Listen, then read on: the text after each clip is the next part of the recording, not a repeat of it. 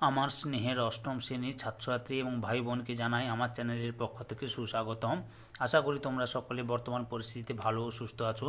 আমি এই ভিডিওতে 2021 সালে ফাইনাল মডেল অ্যাক্টিভিটি টাস্কের নভেম্বরে যে প্রতিটি স্কুল থেকে তোমাদের পার্ট 8-এর প্রশ্ন দেওয়া হবে, সেই পার্ট 8-এর অষ্টম শ্রেণীর বাংলার যে প্রশ্নগুলি রয়েছে অর্থাৎ 50 নম্বরের পুরো প্রশ্নের উত্তর আলোচনা করছি। তোমাদের কাছে অনুরোধ, তোমরা ভিডিওটি না টেনে পুরোটা দেখো, আর যারা আমার চ্যানেলে নতুন তারা তাড়াতাড়ি আমার চ্যানেলটিকে সাবস্ক্রাইব করো, আমার চ্যানেলের পাশে থাকো, সঙ্গে ডান দিকের বেল আইকন অল অপশানে গিয়ে প্রেস করো যাতে পরবর্তী ভিডিও নোটিফিকেশন পাও, আর লাইক কমেন্ট ভিডিওটি শেয়ার করো। আলোচনা শুরু করছি। একের দাগে ঠিক উত্তরটি বেছে নিয়ে লেখো। এখানে 5টি প্রশ্ন রয়েছে। 2-এর দাগে নিচের প্রশ্নগুলির সংক্ষিপ্ত উত্তর দাও। এখানে 10টি প্রশ্ন রয়েছে। 3-এর দাগে নিচের প্রশ্নগুলির উত্তর নিজের ভাষায় লেখো। এখানে 2টি প্রশ্ন রয়েছে। 4-এর দাগে নির্দেশ অনুসারে উত্তর দাও। এখানে 2টি প্রশ্ন রয়েছে। আর 5-এর দাগে বন্যার প্রকোপে গ্রামের বহু কৃষিজমি নদীর গ্রাসে হারিয়ে যাচ্ছে, নদীর পাড়গুলির স্থায়ী রক্ষণাবেক্ষণের প্রয়োজন। এই বিষয়ে সংবাদপত্রের সম্পাদকের কাছে একটি চিঠি লেখো। এটা 5-এর দাগে একটাই প্রশ্ন। এরপর উত্তরগুলি আলোচনা করছি, তোমরা ভিডিওটি দেখো। Class 8 Bengali full marks 50। 1-এর দাগে ঠিক উত্তরটি বেছে নিয়ে লেখো। 1.1-এর দাগের প্রশ্ন, ড্যাশ বিষয়ে পৃথিবীতে কোনো জাতি আরব দিগের তুল্য নহে। যুদ্ধ বিগ্রহ, দয়া প্রদর্শন, বৈর সাধন, আতিথেয়তা। সঠিক উত্তরটি হলো অপশান ঘতে আতিথেয়তা। 1.2-এর দাগের প্রশ্ন, আমার কাছে কিরূপ আচরণ প্রত্যাশা করো।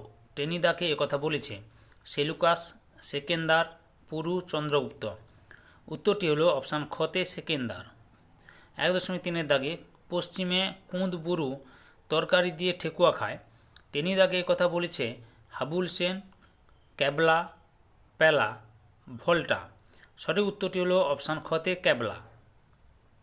1.4-এর দাগের প্রশ্ন, মাইকেল মধুসূদন দত্ত যেই জাহাজ থেকে তার বন্ধু গৌরদাস বসাককে চিঠি লিখেছিলেন সেটির নাম ভার্সাই, সিলোন, মল্টা, টাইটানিক। সঠিক উত্তরটি হল অপশান খতে সিলোন। 1.5-এর দাগে কবি মৃদুল দাশগুপ্তের প্রথম কাব্যগ্রন্থ এভাবে কাঁদে না, সূর্যাস্তের নির্মিত গৃহ, জলপাই কাঠের এসরাজ, ঝিকিমিকি ঝিরিঝিরি। সঠিক উত্তরটি হলো অপশান গতে জলপাই কাঠের এসরাজ। 2-এর দাগে নিচের প্রশ্নগুলির সংক্ষিপ্ত উত্তর দাও। 2.1-এর দাগে মান্ধাতারই আমল থেকে চলে আসছে এমনি রকম। কোন প্রসঙ্গে কবি কথা বলেছেন? উত্তরটি হলো উপরিউক্ত লাইনটি বিশ্বকবি রবীন্দ্রনাথ ঠাকুরের লেখা বোঝাপড়া কবিতা থেকে নেওয়া হয়েছে। কবি বোঝাতে চেয়েছেন সুপ্রাচীন কাল থেকে এরকম হয়ে আসছে। এমনই রকম কথার অর্থ হলো পৃথিবীর কোনো মানুষই সকলের কাছে প্রিয় হয়ে উঠতে পারে না, সকলকে ভালোবাসতে পারে না। সে যেমন অন্যের প্রতারণার শিকার হয়ে ওঠে, ঠিক তেমনি অন্য কাউকে প্রতারিত করে। তাই ভালো মন্দ যাই হোক সত্যকে মেনে নিতে হবে সহজে। 2.2-এর দাগে আমা অপেক্ষা আপনকার ঘোরতর বিপক্ষ আর নাই, বক্তার একথা বলার কারণ কি? উত্তরটি হলো উপরিউক্ত লাইনটি ঈশ্বরচন্দ্র বিদ্যাসাগরের লেখা অদ্ভুত আতিথেয়তা গল্প থেকে নেওয়া হয়েছে। এখানে বক্তার আরব সেনাপতি মুর সেনাপতিকে একথা বলার কারণ হলো গত রাত্রে যখন দুই সেনাপতি পরস্পরের পূর্বপুরুষের বিক্রম বর্ণনা করেছিল, তখন আরব সেনাপতি জানতে পারেন এই আশ্রয় প্রার্থী মুর সেনাপতির নির্দেশেই তার পিতাকে হত্যা করেছিল। ফলে তিনি প্রতিশোধ গ্রহণের জন্য ইচ্ছা জাগলেও আশ্রয় প্রার্থীকে তিনি আক্রমণ করতে পারেন না। তাই পরদিন সকালে মুর সেনাপতিকে প্রস্থানের উপযুক্ত ব্যবস্থা করে দিয়ে উপরিউক্ত কথাটি বলেছিলেন। 2.3-এর দাগে অ্যান্টিগোনস, তোমার এই ঔদ্ধত্যের জন্য তোমায় আমার সাম্রাজ্য থেকে নির্বাসিত করলাম। অ্যান্টিগোনস কোন ঔদ্ধত্য দেখিয়েছে? উত্তর, উপরিউক্ত লাইনটি দ্বিজেন্দ্রলাল রায়ের লেখা চন্দ্রগুপ্ত নাটক থেকে নেওয়া হয়েছে। গ্রিক সম্রাট সেকেন্দারের কাছে অ্যান্টিগোনাস যখন গুপ্তচর সন্দেহে চন্দ্রগুপ্তকে নিয়ে আসে, তখন কথোপকথনের মাধ্যমে জানা যায় গ্রিক সেনাপতি সেলুকাস সরল বিশ্বাসে চন্দ্রগুপ্তকে যুদ্ধ কৌশল শিক্ষা দিয়েছিলেন। কিন্তু এই নিয়ে সেলুকাস ও অ্যান্টিগোনাসের মধ্যে বিবাদ সৃষ্টি হয়। এমনকি অ্যান্টিগোনাস সেলুকাসের উপর তরবারিও নিক্ষেপ করেছিল। আর সব ঘটছিল সম্রাট সেকেন্দারের সামনে। তাই সেকেন্দার অ্যান্টিগোনাসের এই কার্যকলাপকে ঔদ্ধত্য বলে মনে করেছিলেন। 2.4 দাগের প্রশ্ন, তোদের মতো উল্লুকের সঙ্গে পিকনিকের আলোচনাও ঝকমারি। কোন কথা প্রসঙ্গে টেনিদা এমন মন্তব্য করেছিল? উত্তরটি দেখো, উপরিউক্ত লাইনটি নারায়ণ গঙ্গোপাধ্যায়ের লেখা বনভোজনের ব্যাপার গল্পটি থেকে নেওয়া হয়েছে। বনভোজনের জন্য আয়োজিত পিকনিক দলের দলপতি ছিলেন টেনিদা। পিকনিকের মেনু তৈরি করতে গিয়ে বেশ আলোচনা হচ্ছিল পোলাও, ডিমের ডালডা, রুই মাছের কালিয়া, মাংসের কোরমা, মশলাদার স্বামী কাবাব প্রভৃতি সুস্বাদু খাবারের কথা। কিন্তু হঠাৎ করে এই সুস্বাদু মেনুর সঙ্গে কত যোগ দিয়েছিলেন আলু ভাজা, শুক্তো বাটি চচ্চড়ি। এতগুলো সুস্বাদু খাবারের মধ্যে হঠাৎ বিষাদ খাবারগুলোর কথা শুনে টেনিদার মাথা গরম হয়ে গিয়েছিল, তাই সে প্রশ্নে উল্লিখিত কথাটি বলেছিল। 2.4 দাগের প্রশ্ন, কৌতূহলী দুই চোখ মেলে অবাক দৃষ্টিতে দেখে, চড়ুই পাখির চোখে কৌতূহল কেন? উত্তর, উপরে উল্লিখিত তারাপদ রায়ের লেখা একটি চড়ুই পাখির কবিতার অংশ। চড়ুই পাখির চোখে কৌতূহল থাকার অন্যতম কারণ হল কবির বাড়ির নির্জনতা। সাধারণত প্রত্যেক বাড়িতে একাধিক মানুষ থাকে, একজন বাড়ির বাইরে গেলে অপরজনকে বাড়ি দেখাশোনা করেন। কিন্তু কবি কল্পনা করেন তিনি চলে গেলে চড়ুইটি ভাবে এই বাড়ি, জানালা, দরজা, টেবিল, ফুলদানি, বই খাতা সবই তার হয়ে যাবে। 2.6 দাগে, ছেলের কথা শুনে বুকুর মার মাথায় বজ্রাঘাত। বুকুর কোন কথায় তার মা অতিথিদের সামনে অস্বস্তিতে পড়লেন? উত্তর, উদ্ধৃত অংশটি আশাপূর্ণা দেবীর রচিত কি করে বুঝব গল্প থেকে নেওয়া হয়েছে। বুকুর মুখে উত্তরপাড়া থেকে ছেনুমাসিরা এসেছেন শুনে বুকুর মা বিরূপ মন্তব্য করে বলেছিলেন, অসময়ে বাড়িতে লোকের বেড়াতে আসা একদম পছন্দ করে না, অথচ অতিথিদের সামনে এসে তিনি ভীষণ আনন্দের সঙ্গে তাদের অভ্যর্থনা জানান এবং এতদিন আসেননি কেন তা নিয়ে অভিমান প্রকাশ করতে থাকেন। মায়ের এই পরিবর্তন দেখে বুকু হঠাৎ সবার সামনে মায়ের সেই বিরূপ মন্তব্যগুলিকে বলতে শুরু করে। বুকুর বাবা মা বুকুকে সবসময় শিক্ষা দিয়েছেন যে কখনো মিথ্যে কথা বলতে নেই, কোন কথা গোপন করতে নেই, সেই অনুযায়ী কাজ করেছে। 6 বছরের ছোট্ট ছেলেটি জানে না কোন কথা গোপন করতে হয় আর কোন কথাটি নয়। তাই বুকুর মুখে এই সত্যি কথাগুলো শুনে তার মা নির্মলা অতিথিদের সামনে অস্বস্তিতে পড়ে যান। 2.7 দাগের প্রশ্ন, রমেশ অবাক হইয়া কহিল, ব্যাপার কি? উত্তরে চাষিরা কি বলেছিল?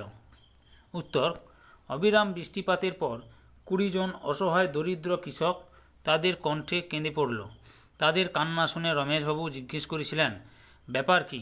তখন চাষিরা জানিয়েছিল তাদের 100 বিঘা মাঠ জলে ডুবে গেছে।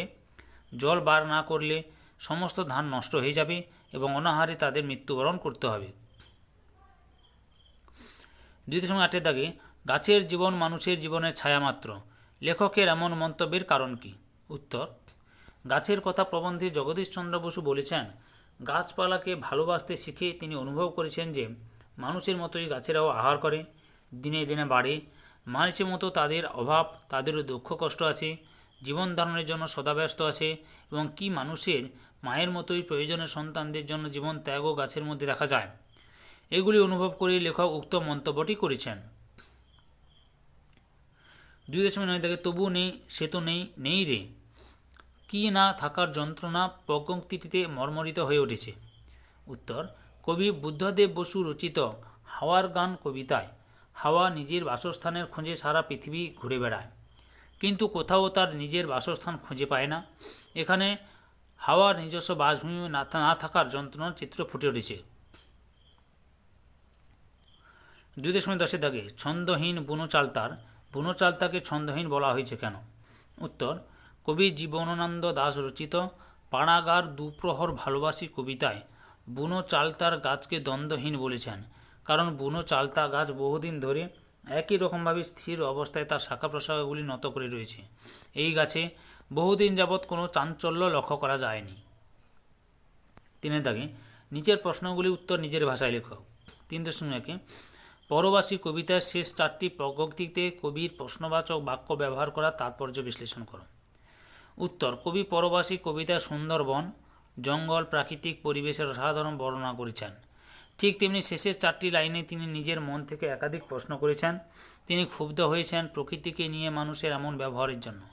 তিনি প্রশ্ন করেছেন, বনজঙ্গল প্রকৃতি ধ্বংসের বিরুদ্ধে মানুষ রুখে দাঁড়াচ্ছে না কেন? মানুষ কেন চুপ রয়েছে? গাছপালা প্রকৃতির কি কোনো মূল্য নেই? তাদের কেন এত নগণ্য মনে করা হয়? মানুষ বাসস্থান নির্মাণের জন্য এক স্থান থেকে অন্য স্থানে ধ্বংস করে কিন্তু নিজের বাসভূমি নিজের ঘর করতে পারছে না। তাই কবি এমন প্রশ্নবাচক বাক্য ব্যবহার করেছেন। 3.2 দাগের প্রশ্ন, আজ সকালে মনে পড়ল একটি গল্প, গল্পটি বিবৃতি করো। উত্তর, প্রশ্নে উদ্ধৃত লাইনটি অবনীন্দ্রনাথ ঠাকুরের লেখা নাটোরের কথা গদ্যাংশ থেকে নেওয়া। গল্পটি হল নাটোরের অনুষ্ঠিত প্রভিন্সিয়াল কনফারেন্সে বাংলা ভাষার প্রচলন। লেখক শিল্পী অবনীন্দ্রনাথ ঠাকুর তার কাকা রবীন্দ্রনাথ ও অন্যান্যদের সঙ্গে গিয়েছিলেন নাটোরে। সে এক হৈ হৈ রই রই ব্যাপার। নাটোরের মহারাজের সুবন্দোবস্তে সমগ্র যাত্রাপথে লেখকদের খাওয়া দাওয়া জিনিসপত্র বহন দেখাশোনার কাজ এ কোনো ত্রুটি ছিল না, সবই মহারাজের নিযুক্ত লোকেরা করত। এই সম্মেলনের অভ্যর্থনা কমিটির সভাপতি ছিলেন নাটোরের মহারাজ। তারপর যথারীতি শুরু হলো গোল টেবিল বৈঠক এবং বক্তৃতা। ইংরেজিতে যে বক্তৃতা শুরু হয় সঙ্গে সঙ্গে লেখক তথা অবনীন্দ্রনাথ তার সঙ্গীরা বাংলা বাংলা বলে প্রতিবাদ শুরু করেন। এরপর কেউ আর ইংরেজিতে বক্তৃতা বলতে পারেননি, এমনকি ইংরেজি দূরস্থ লালমোহন ঘোষও শেষ পর্যন্ত বাংলায় বলতে বাধ্য হন। এটি লেখকের মনে রাখার মতোই ঘটনা। এভাবেই কনফারেন্সে বাংলা ভাষা চালু হয়।